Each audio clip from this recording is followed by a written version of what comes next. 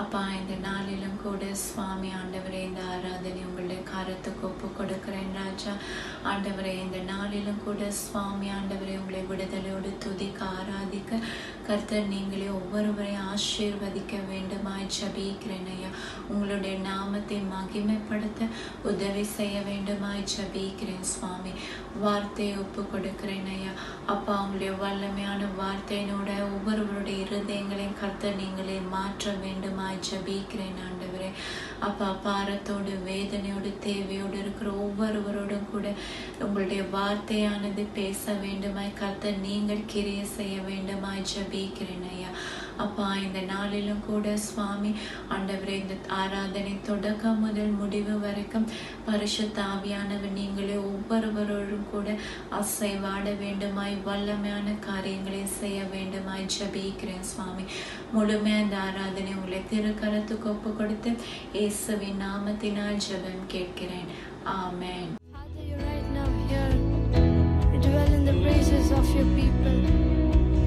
Holy Spirit, we welcome you.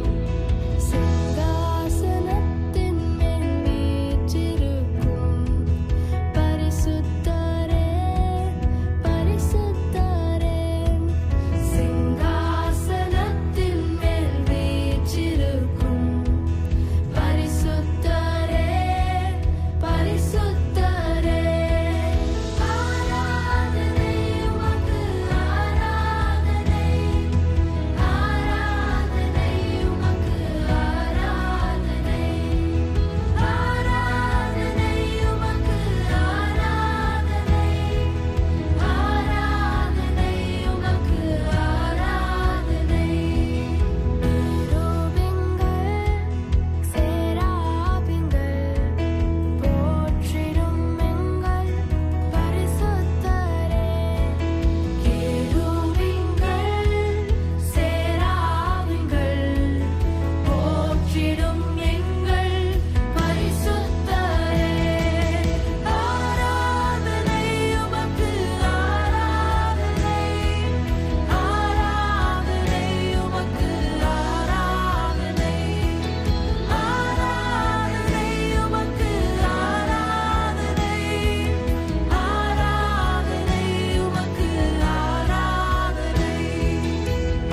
ஆதியும் அந்தமும் ஆனவரே, அல்பாவும் மேகாவும் ஆனவரே. ஆதியும் அந்தமும் ஆனவரே, அல்பாவும் மேகாவும் ஆனவரே. ஆராதனை உமக்கு, ஆராதனை. ஆராதனை உமக்கு, ஆராதனை. ஆராதனை உமக்கு, ஆராதனை. ஆராதனை உமக்கு, ஆராதனை. ஆராதனை உமக்கு, ஆராதனை. ஆராதனை உமக்கு, ஆராதனை. ஆராதனை உமக்கு, ஆராதனை. ஆராதனை உமக்கு, ஆராதனை.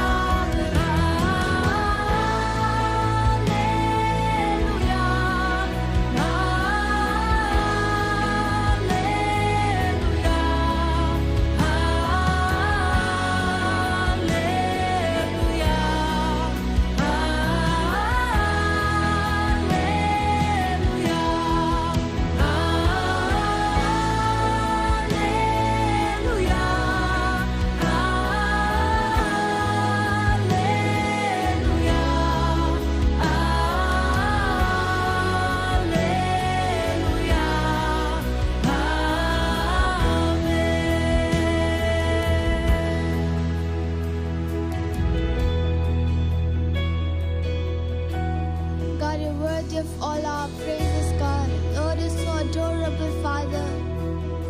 Lord, you're so good, Father. Lord, we sing of your goodness, God. We sing of your mercy, God. We sing of your faithfulness, Father. Lord, you're so faithful in all your promises, God. God is so adorable, God. We praise you, Lord. You are the King of Kings.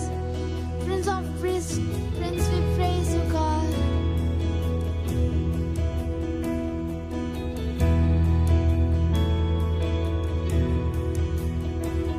सर्व सृष्टि को मैं जमान नीरे सर्व सृष्टिயை காப்பவர் நீரே எங்கள் இதயத்தில் உம்மை போற்றுகிறோம் என்றென்றும் பணிந்து தொழுவோம் सर्व सृष्टि को मैं जमान नीरे सर्व सृष्टिயை காப்பவர் நீரே எங்கள் இதயத்தில் உம்மை போற்றுகிறோம் என்றென்றும் பணிந்து தொழுவோம் ஹல்லேலூயா ஹல்லேலூயா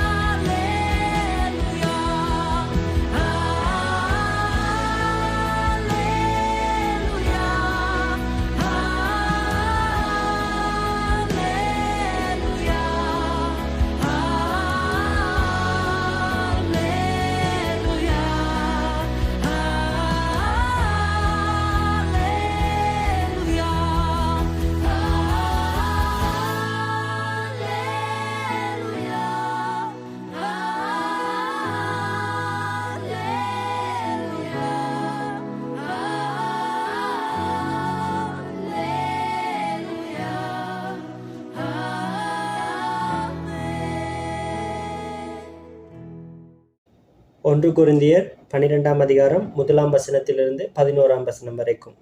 இப்பொழுது சகோதரரே, ஆவிக்குரிய கொடைகளை குறித்து நீங்கள் அறியாமல் இருப்பதை நான் விரும்பவில்லை. நீங்கள் இறைவனை அறியாதவர்களாய் இருந்தபோது ஏதோ விதமாக பேச முடியாத விக்கிரகங்களை வணங்கும்படிக்கு தவறாக வழிநடத்தப்பட்டிருந்தீர்கள். ஆகவே நான் உங்களுக்கு சொல்கிறேன், இறைவனின் ஆவியானவரால் பேசுகிற எவனும் இயேசு சபிக்கப்பட்டவர் என்று சொல்ல மாட்டான். அவ்வாறே பரிசுத்த ஆவியானவரால் மட்டுமின்றி எவனும் இயேசுவே கர்த்தர் என்று அறிக்கை செய்யவும் மாட்டான். பரிசுத்த ஆவியானவரால் கொடுக்கப்படும் பல்வேறு வகையான ஆவிக்குரிய கொடைகள் உண்டு. ஆனால் ஒரே ஆவியானவரே அவற்றை கொடுக்கிறார். பணிகளும் பல்வேறு வகையானவை. ஆயினும் ஒரே கர்த்தருக்கே அவற்றை செய்கிறோம். இறை செயல்களும் பல்வேறு வகையானவை. ஆயினும் ஒரே இறைவனே எல்லா மனிதரிலும் அவை எல்லாவற்றையும் செயல்படுத்துகிறார். பொதுவான நன்மைக்காக ஒவ்வொருவருக்கும் பரிசுத்த ஆவியானவரின் வெளிப்பாடு கொடுக்கப்படுகிறது. பரிசுத்த ஆவியானவர் மூலம் ஒருவருக்கு ஞான வார்த்தையை வெளிப்படுத்தும் கொடையும், இன்னொருவருக்கு அதே ஆவியானவர் மூலம் அறிவை வெளிப்படுத்தும் கொடையும் கொடுக்கப்படுகிறது. அதே ஆவியானவர் மூலமாக இன்னொருவருக்கு விசுவாசம் கொடுக்கப்படுகிறது. அதே ஆவியானவர் மூலம் இன்னொருவருக்கு சுகமளிக்கும் கொடைகள் கொடுக்கப்படுகின்றன. இன்னொருவருக்கு அற்புதங்களை செய்யும் வல்லமைகளும், வேறொருவருக்கு இறைவாக்குரைக்கவும், இன்னொருவருக்கு ஆவிகளை இனங்காணும் ஆற்றலும் கொடுக்கப்படுகின்றன. ஒருவருக்கு ஆவியானவர் கொடுக்கும் பல்வகையான வேறு மொழிகளும், இன்னொருவருக்கு அந்த பல்வகையான வேறு மொழிகளை விளக்கிச் சொல்லும் ஆற்றலும் கொடுக்கப்படுகிறது. இவையெல்லாம் ஒரேயொரு ஆவியானவரின் செயல்பாடுகளே. அவர் தாம் தீர்மானிக்கிறபடியே ஒவ்வொருவருக்கும் இவற்றை கொடுக்கிறார். என்னை சூழ்ந்து கொண்டதும் கிருபை, விட்டு விலகாமல் காப்பதும் கிருபை. என்னை சூழ்ந்து கொண்டதும் கிருபை, விட்டு விலகாமல் காப்பதும் கிருபை. பலவீனத்திலும் மனசோர்வினிலும் மாறிடுமோ கிருபை.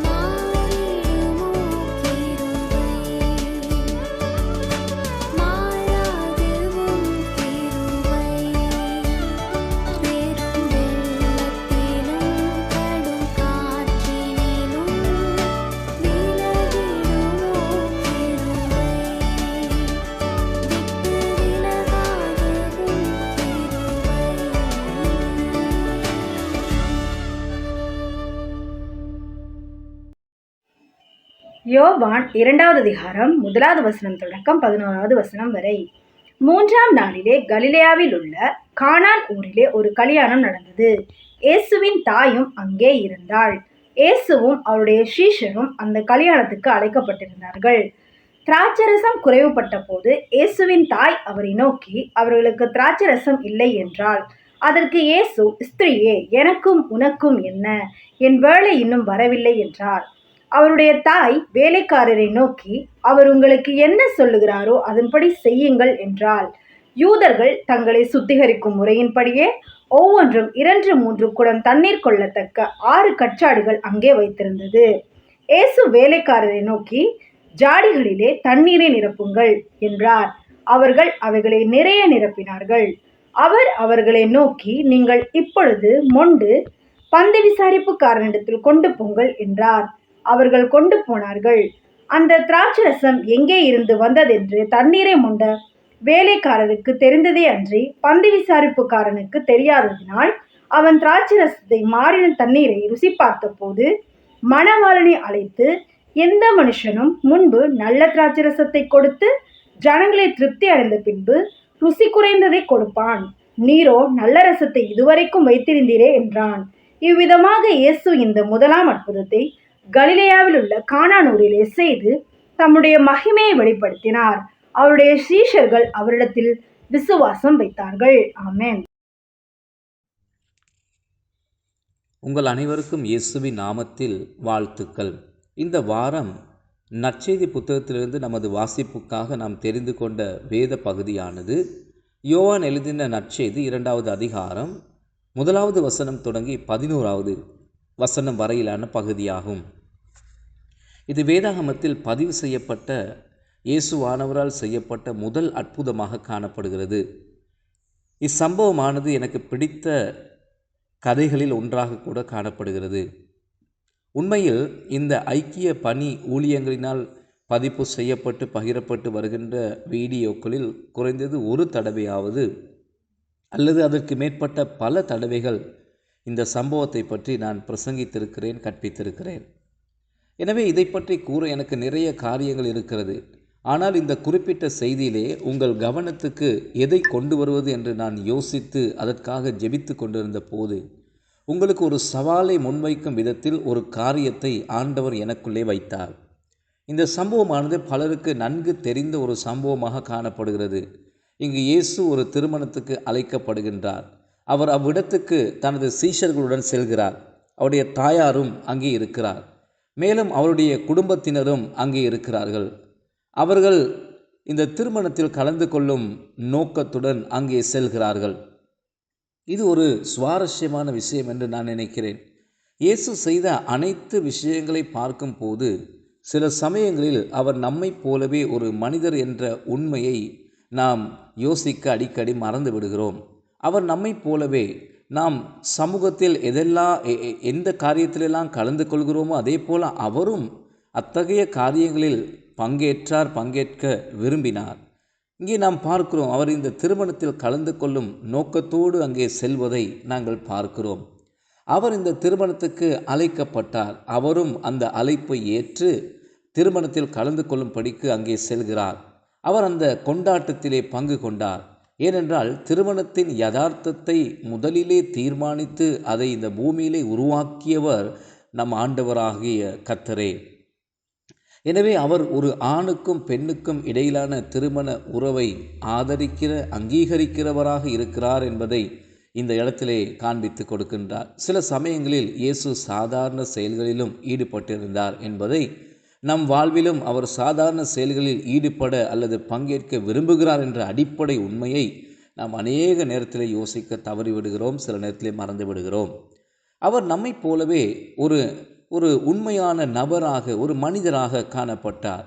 எனவே ஆழமான ஆன்மீக விஷயங்களில் மட்டுமல்ல அவர் ஈடுபாடு கொள்ள விரும்புகிறார். அதாவது அவர் நம்முடைய அனுதின காரியங்கள், சாதாரணமான வளமையான நடவடிக்கைகள் கூட, நம்முடைய வாழ்க்கையின் கொண்டாட்டங்களில் கூட இயேசு கலந்து கொள்ள, அதில் ஈடுபாடு கொள்ள விரும்புகிறவராக இருக்கிறார் என்பதை நான் உங்களுக்கு கூறிக்கொள்ள விரும்புகிறேன். அவர் நம் வாழ்வில் ஒவ்வொரு பகுதியிலும் ஈடுபடுவதால் அவர் நம்மீது அத்துமீறி அதிகாரம் செலுத்துகிறார் என்பதல்ல அதனுடைய கருத்து. இந்த உலகில் நாம் பயணிக்கும் போது நம் வாழ்க்கையில் ஒவ்வொரு விவரத்தையும் அவர் நன்றாக கவனித்து கொண்டிருக்கிறார். அவற்றின் மீது அவர் அக்கறை கொள்கிறார். இது எந்த அளவுக்கு கனத்துக்குரிய ஒரு காரணமாக இருந்தாலும் இப்பகுதிக்குள் நான் நுழைவதற்கு முன்பதாக இதை முன்னிலைப்படுத்தி காண்பிக்க நான் விரும்புகிறேன்.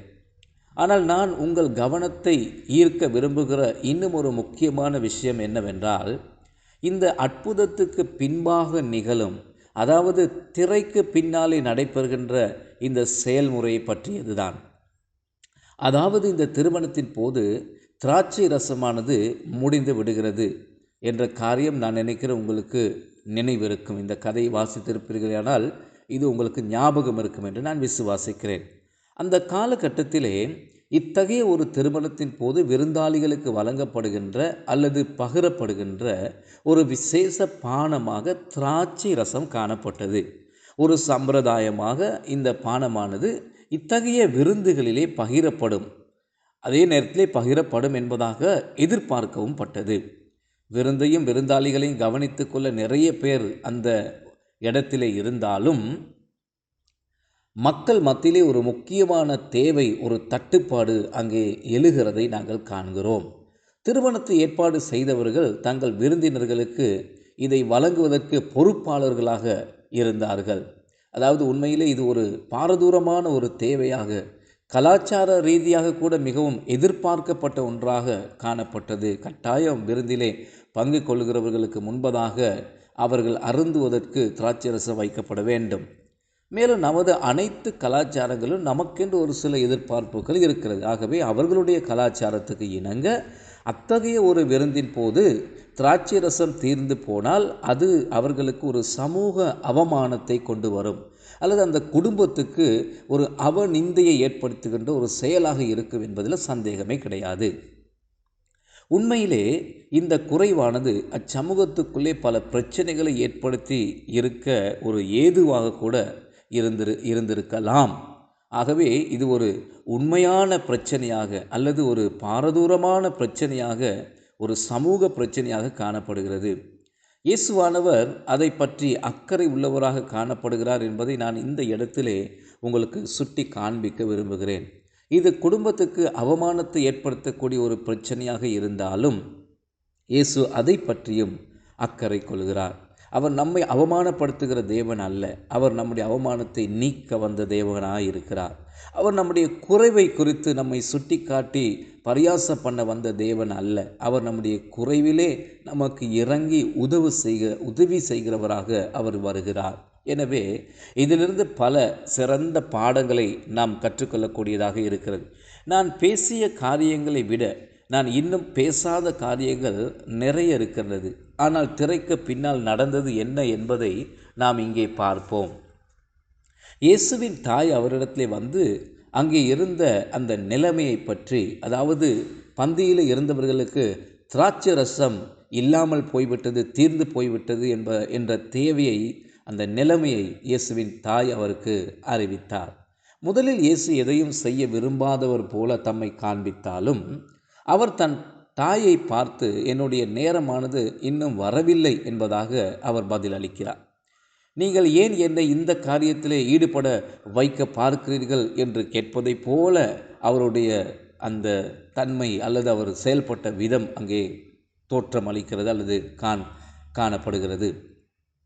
எந்த ஒரு நல்ல தாயை போலவே இயேசுவினுடைய தாயாரும் இல்லை என்ற பதிலை அவள் ஏற்றுக்கொள்ளாமல் அவர் தன்னுடைய வேலைக்காரர்களிடமாக திரும்பி, இவர் உங்களுக்கு எதை செய்ய கட்டளையிடுகிறாரோ அதை போய் நீங்கள் அப்படியே செய்யுங்கள் என்று அந்த வேலைக்காரர்களுக்கு கட்டளையிட்டு இயேசுவின் தாய் அந்த இடத்தை விட்டு போகிறார். பின்னர் இயேசு அவர்களுக்கு, அந்த வேலைக்காரர்களுக்கு 2 எளிய அறிவுரைகளை கொடுப்பதை நாங்கள் பார்க்கிறோம். அதாவது, நீங்கள் போய் அங்கே வைக்கப்பட்டிருந்த கச்சாடிகளிலே தண்ணீரை மொண்டு நிரப்புங்கள், பின்னர் அந்த கச்சாடிகள் இருக்கிற தண்ணீரை மொண்டு விருந்தாளிகளுக்கு பகிரும்படியாக அவர்கள் முன்பதாக கொண்டு வையுங்கள் என்று இயேசு கூறுவதை நாங்கள் பார்க்கிறோம். மிக எளிய 2 அறிவுரைகள். அவர்கள் போய் அவர் சொன்ன விதமாக செய்தபோது அந்த இடைப்பட்ட குறுகிய நேரத்துக்குள்ளே அந்த தண்ணீரானது திராட்சை ரசமாக மாற்றப்படுகிறது. அது எங்கிருந்து வந்தது என்று அதை செய்த வேலைக்காரர்களுக்கே தெரியாவிட்டாலும் கூட அங்கே பந்தியில் இருந்தவர்கள் அந்த திராட்சை ரசத்தை அனுபவித்த பிறகு அது சிறந்த திராட்சை ரசமாக இருக்கிறது என்பதை அவர்கள் தெரிவித்தார்கள். ஆனால் பொதுவாக சிறந்த திராட்சை ரசமானது முதலிலே வருகிற விருந்தாளிகளுக்கு கொடுக்கப்படும் என்கிற கருத்து தான் அந்த நாட்களில் இருந்தது. ஆனால் இந்த விருந்தில் சிறந்த திராட்சை ரசமானது கடைசி வரைக்கும் வைக்கப்பட்டு அங்கே பகிரப்படுகிறது என்று வேத வார்த்தைகள் நமக்கு கூறுகிறது. உண்மையிலே திராட்சை ரசமானது தீர்ந்து விட்டது என்பதையும் இது இயேசுவிடமிருந்து வந்த அதி உன்னத திராட்சை ரசம் என்பதையும் அங்கிருந்த விருந்தாளிகள் இதுவரைக்கும் அறிந்திருக்கவில்லை. இப்போது நான் இந்த இடத்திலே எனது செய்தியை முன் தொடர விரும்புகிறேன். ஒரு தாய் கொடுக்கக்கூடிய அறிவுரைகளில் மிக பெரிய மிக சிறந்த அறிவுரை இதுதான் என்று நான் காண்கிறேன். இயேசுவின் தாய் தன்னுடைய ஊழியக்காரர்களுக்கு சொன்ன இந்த அறிவுரையை யாராலும் எந்த போதகருக்கும் நான் உட்பட எந்த ஒரு நபருக்கும் இந்த அறிவுரையை நமக்கு கொடுக்க முடியும். அவ்வளவு ஒரு சிறந்த அறிவுரையாக இது காணப்படுகிறது. இயேசு சொல்லுகிற அனைத்தையும், அதாவது அவர் எதை சொன்னாலும் நீங்கள் போய் செய்யுங்கள் என்று கொடுத்த அந்த அறிவுரையை சற்று கவனியுங்கள். இயேசு நமக்கு சொல்வதை செய்வதில் நாம் கவனம் செலுத்துவோமானால் நாம் அதை செய்ய பிரயாசப்படுவோம், அதை செய்ய நாங்கள் தீவிரிப்போம். அவர் என்ன செய்ய சொல்லுகிறார் என்பதில் தான் நமது கவனம் முழுமையாக இருக்கும். அவர் என்ன செய்ய சொல்கிறார்? ஒருவேளை நீங்கள் சொல்லலாம், எனக்கு அது குறித்து எதுவுமே தெரியாது, இயேசு என்ன செய்ய சொல்கிறார் என்று நான் எப்படி அறிந்து கொள்வது என்று நீங்கள் நினைக்கலாம் அல்லது கூறலாம். அவர்களுடன் பிரகாரமாக அன்று இருந்தது போல இப்போது அவர் நம் முன்பாக நிற்பது கிடையாது. ஆனாலும் சற்று பொறுங்கள், நான் சொல்வதை கவனியுங்கள். இயேசு ஒரு போதும் நம்மை அனாதைகளாக விடமாட்டார், திக்கற்றவர்களாக விடமாட்டார், நம்மை தனிமைப்பட விடமாட்டார். அவர் ஒரு போதும் நம்மை விட்டு விலகுவதும் இல்லை, கைவிடுவதும் இல்லை. நம்மோடு இருக்க, நம்மை சகல சத்தியத்துக்குள்ளே வழிநடத்த, வரப்போகிற காரியங்களை நமக்கு அறிவிக்க காண்பிக்க, நம் அன்றாட வாழ்க்கையிலே நம்மை வழிநடத்த தம்முடைய பரிசுத்த ஆவியானவரை அவர் நமக்கு கொடுத்திருக்கிறார் என்று வேதம் நமக்கு கூறியிருக்கிறது. நாம் அவருடைய சத்தத்தை கேட்க வேண்டும். இயேசு கூறுகிற அவருடைய ஆடுகள் அவருடைய சத்தத்தை கேட்கும் என்பதாக. அவைகள் அவரை அறிந்திருப்பதால் அவைகளும் அவருடைய சத்தத்தை அறிந்திருக்கிறது என்று மேலும் அவர் கூறியிருக்கிறார். எனவே நாம் கர்த்தரோடு நேரத்தை செலவிடும் போது, அவருடைய வார்த்தையில் நேரத்தை செலவிடும் போது, அவருடைய சத்தத்தை பகுத்தறிந்து அவர் நம்மை எவ்வாறு வழிநடத்துகிறார் என்பதை அறிந்து அதற்கேற்ப நாங்கள் பதில் அளிக்க, பிரதியுத்தரம் செலுத்த நாம் கற்றுக்கொள்ள வேண்டும்.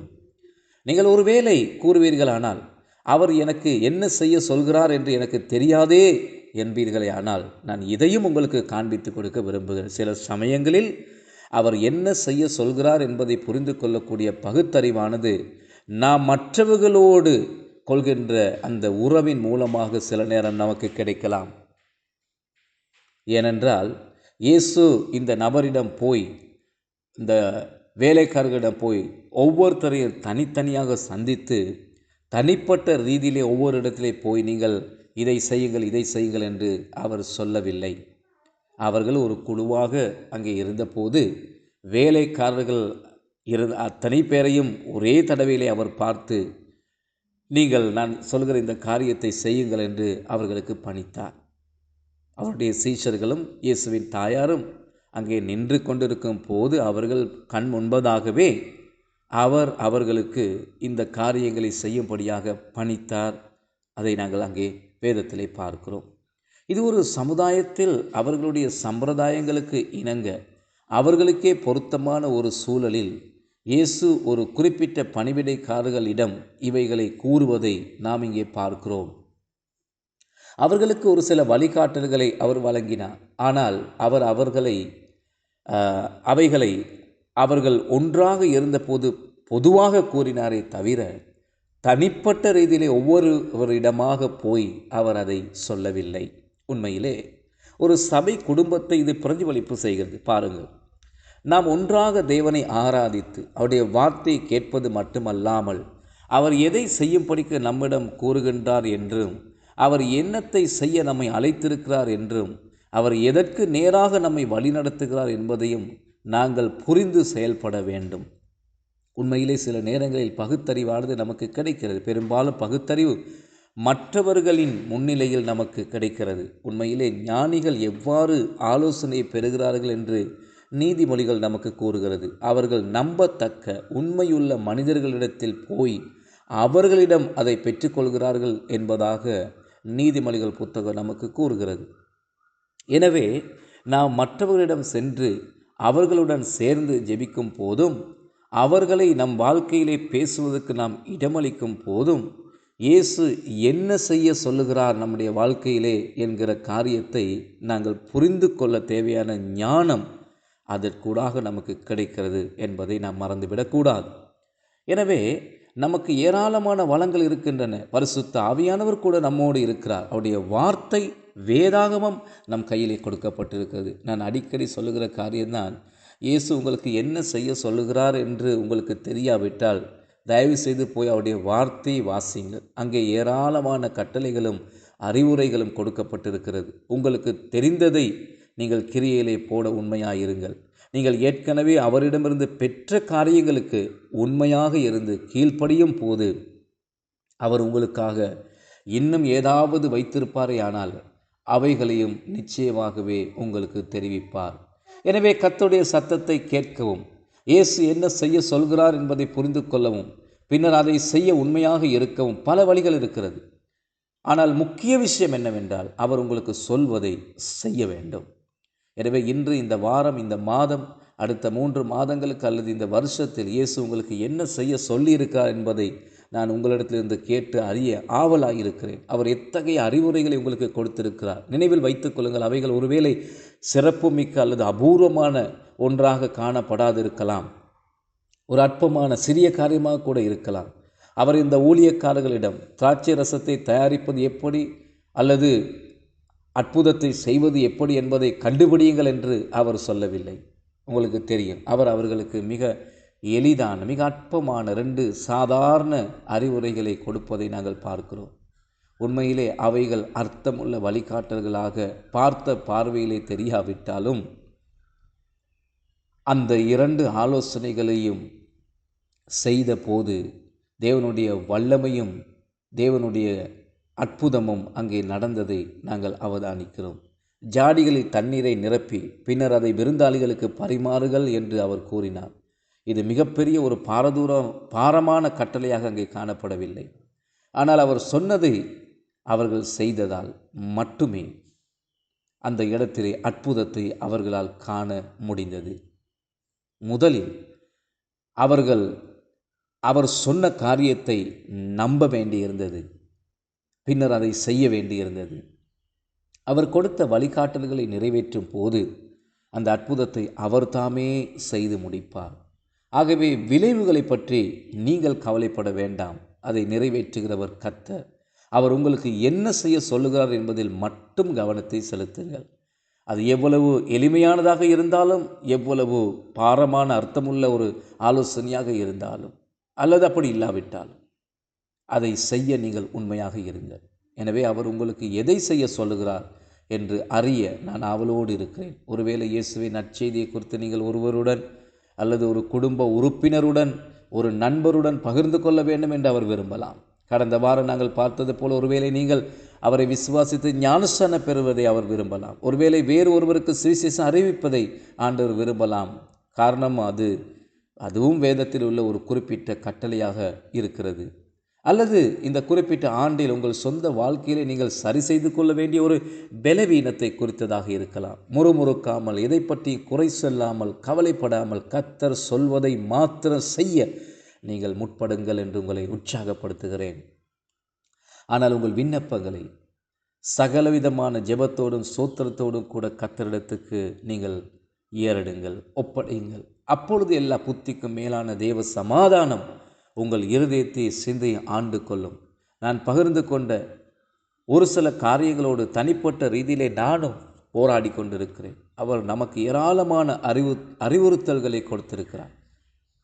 அவர் நம்மை நம்முடைய அன்றாட வாழ்க்கையிலும் வழிநடத்துகின்ற தேவனாக இருக்கிறார்.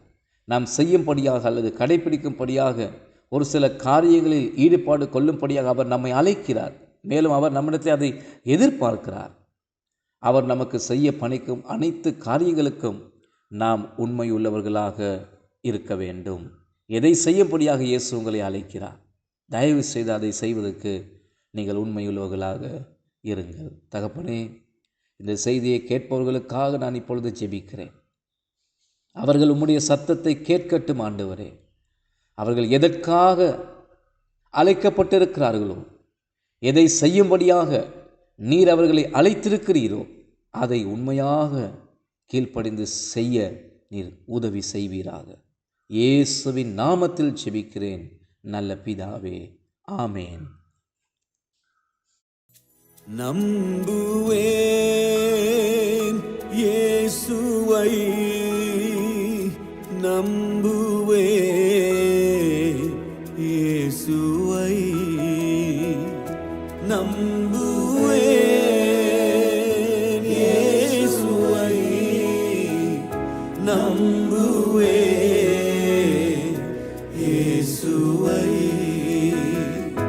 நம்புவேன்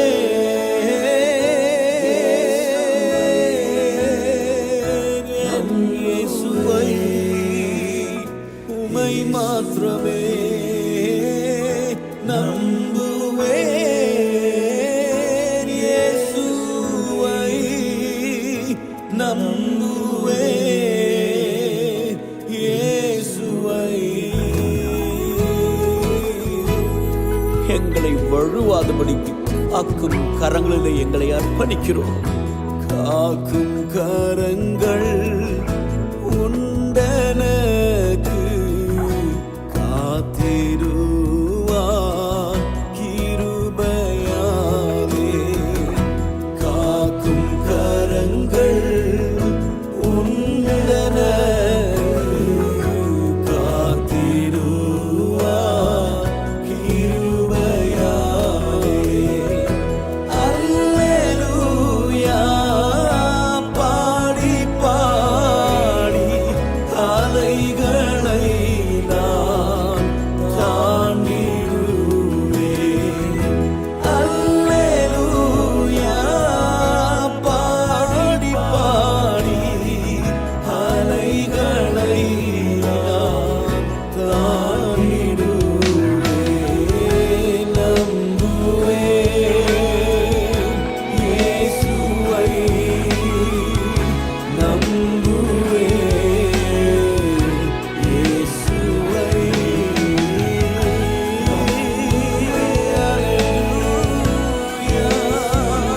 We thank you, Lord. உம்மை ஆராதிக்கிறோம். கன்மலைகள் பெயர்க்கும்படியாய்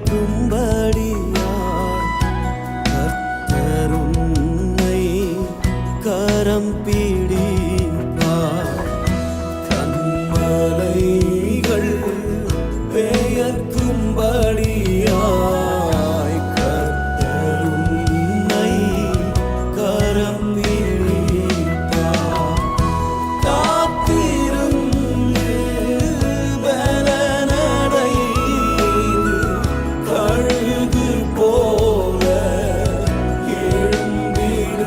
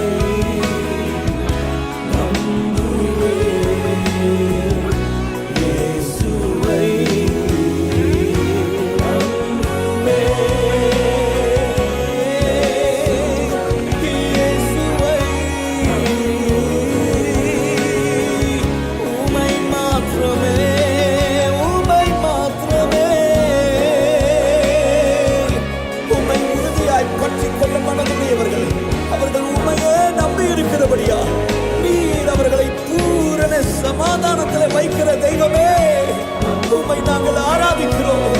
எங்கள் சர்வ வல்லவரே, எங்கள் சர்வ வியாபியே, who exalts your name. Hallelujah. எங்கள் ஆதரவே, எங்கள் நம்பிக்கையே, உமக்கு ஆராதனை. நம்புவேன் இயேசுவை, நம்புவேன் இயேசுவை. சொல்லுங்க, ஆண்டவரை பார்த்து ஒரு மனதோடு உம்மை நம்புகிறோம். ஆண்டவரே, எங்கள் நம்பிக்கையே, எங்கள் ஆதரவே, உம்மை விட்டால் எங்களுக்கு யாருண்டு? யாரிடத்திலே போ? நித்திய ஜீவன் உம்மிடத்தில் உண்டே. என்ன வந்தாலும் நம்பிடுவேனே, என்ன நேர்ந்தாலும் பற்றிக் கொள்வேனே. யார் கைவிட்டாலும் பின் செல்வேன், யார் கைவிட்டாலும் உம்மை பின் செல்வேன். நீரே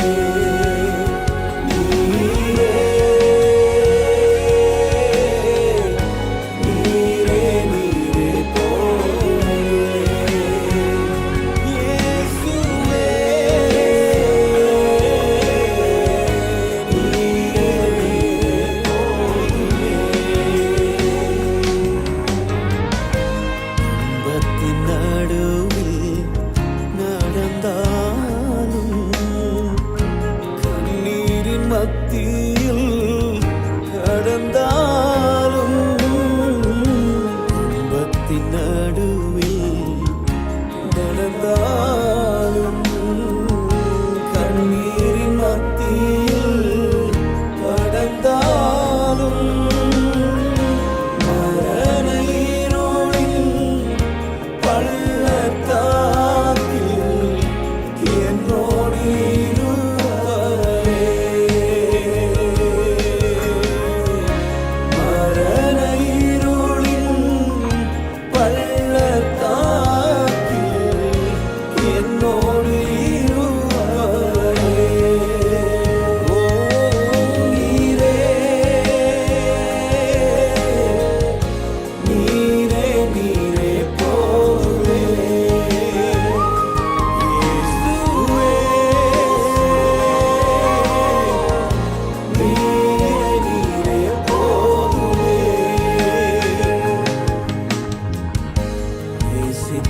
என்னை விட்டு விலகினாலும், நம்பினோர் என்னை கைவிட்டாலும், நேசித்தோர் என்னை விட்டு விலகினாலும், நம்பினோர் என்னை கைவிட்டாலும், சொல்லிடாதே என்று தைரியப்படுத்தி தூக்கி சுமப்பவரே. தெய்வமே, திகையாதே, கலங்காதே, நான் உனக்கு துணை நிற்கிறேன் என்று சொன்னவர் முடிவு பரியந்தம் எங்களோடு கூட இருந்து தகப்பன் தன் பிள்ளையை சுமப்பது போல சுமப்பவரே.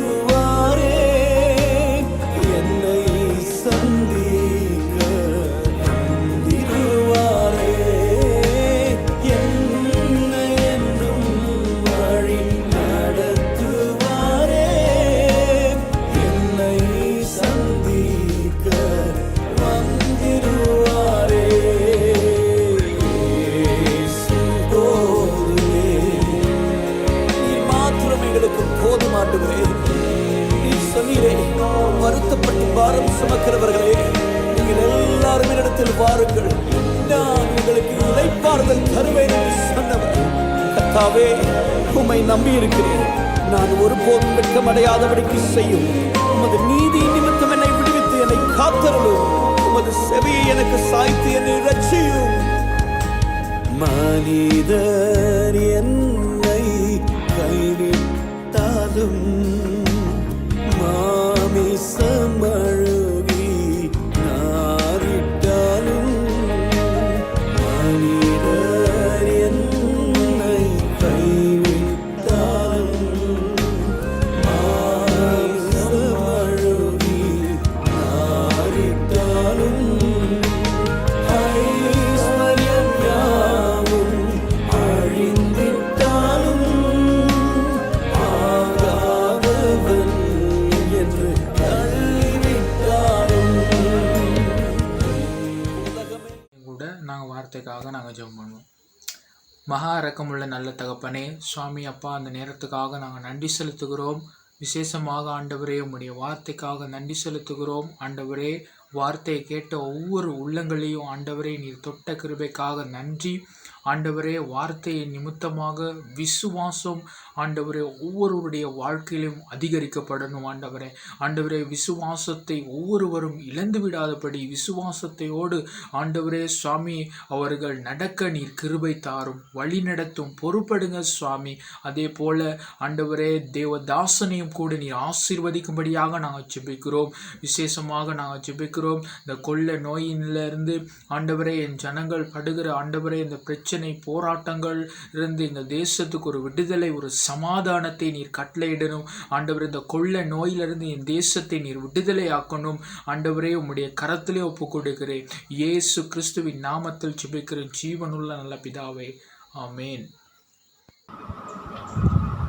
நம்முடைய கர்த்தராகிய இயேசு கிறிஸ்துவின் கிருபையும் பிதாகிய தேவனுடைய அன்பும் பரிசுத்தாவியானுடைய ஐக்கியமும் நம் அனைவரோடு கூட அவர் வரவரைக்கும் இருப்பதாக. ஆமென்.